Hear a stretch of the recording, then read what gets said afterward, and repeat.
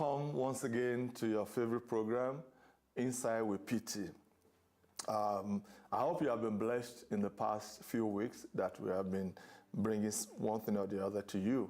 And I want to encourage us, so please send in your questions, either on this or on any topic that you want me to, to talk upon, and we'll try and do justice to that. Today, I'm going to be talking about believing yourself. Believing yourself. Stop making apologies to people about who you are. Stop making apologies to people about what God has called you to be. The bottom line is that even if you are to call yourself, you probably will not call yourself. But hey, God has called me. I tried to run, but I couldn't run again. Then it's time for you to embrace your call. Embrace your call.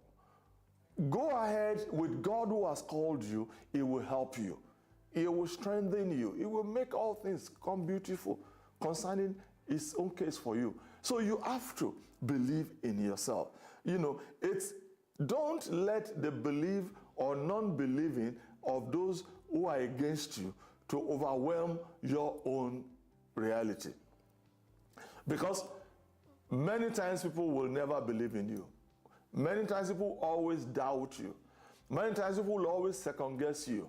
Many times people will always undermine you. They will dare you. They will say things like, oh, I don't think he can do it. I don't think he has been called to do it. But hey, guess what? You are who you are. I remember when I started pastoring, it was difficult. Not just for me, because for me, I looked at it more like, man, what did God see in me to call me to be a pastor? And many people around me did not even see it. Every one of them that did not see anything good in me, as it were, to be called a pastor, they've had to repent. The ones who are yet to repent, they are wondering what is happening here. And the truth is that, me too, I'm wondering what is happening here. But the only thing I've done is to embrace the call. The only thing I've done is to know that I'm not the one who called myself. I'm speaking to you, my brother, my sister. You are not the one who called yourself. It is God that has called you. If God has given you a task, do it.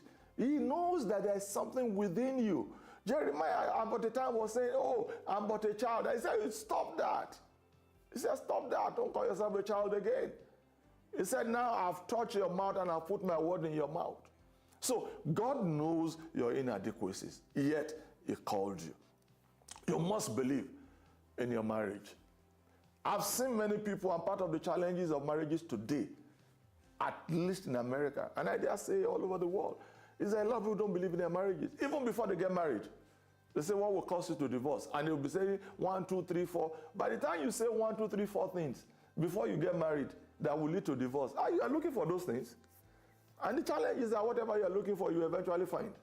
So you have to make up your mind and say, I'm going to believe in this marriage. I'm going to put everything in this marriage, and let's see what God will do. You have set up a business. Why don't you believe in your business? Believe in your business. You are the one who set it up. Stop looking for people to believe in your business first. If you believe in it, I'm telling you, the passion with which you go after your business, you go after your daily work, that passion alone will attract people to you. Because they will say, there must be something in this thing that this guy is doing like this. Why? Because this guy believes so much in it. For those of us who have children, believe in your children. Believe in your children. The way a lot of our children, for those who have adult children, the way they do things now, I'm telling you, is totally against the grain of what we were taught in those days. But I have no choice. Why? Because I have seen results come out of the way they do things. And I'm saying, wow. So indeed, there are more than one way of doing so many things. So you must believe in them. So if they tell me that, I say to them, the favorite word in our house is that I tell them, I say I'm a believer. I believe all things. Why? Because unless you give me one reason why I should not believe you. If you say, oh, believe me, I'm telling the truth, I say, no, I'm not doubting you. Unless I now begin to see specifically things to say that I should not believe you. That's when I don't believe you. So, but you tell me anything, I believe you. So it's important for us to believe ourselves. It's important for us to believe our call. It's important for us to believe in our businesses. It's important for us to believe in our marriages. It's important for us to believe in our children. And above all, You must believe in God. You must believe in God. You must believe in God. Because with God, all things are made possible. So the power to believe God makes all things to be possible for you. So because you realize that you did not get here by yourself alone. I can give you 1,001 testimonies about Jesus House Baltimore, a place by God's grace that I pastor. When I look at where we started from, how we started, I'm telling you, it's just based not only on the grace of God, but the power of believing that God has called us. Nobody gave us a chance. Nobody gave us a chance. I've said this before, even the first instruments for the church that we got, we had to go to a place called Washington Music. I didn't have any credit, and I put it on myself.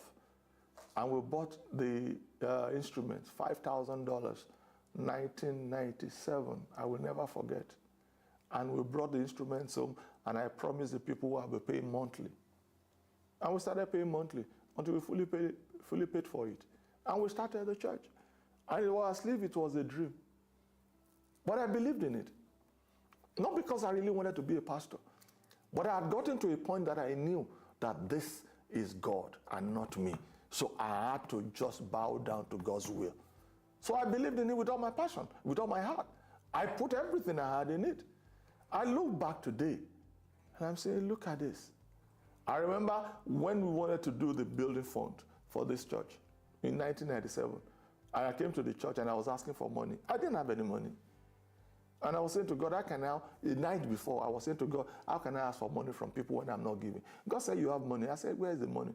And then it reminded me, I had a pickup car that I was using. That pickup car was given to me by a member of the church. I sold that car that day, and I put all the money in the building fund. So today, I look at people and say, you don't know what they're talking about. I know where we came from. I know how we started. It's the power of believing in what God has put in your hand. Is there anything that God has placed in your hand? It's time for you to believe God and to believe that thing and run after it with passion.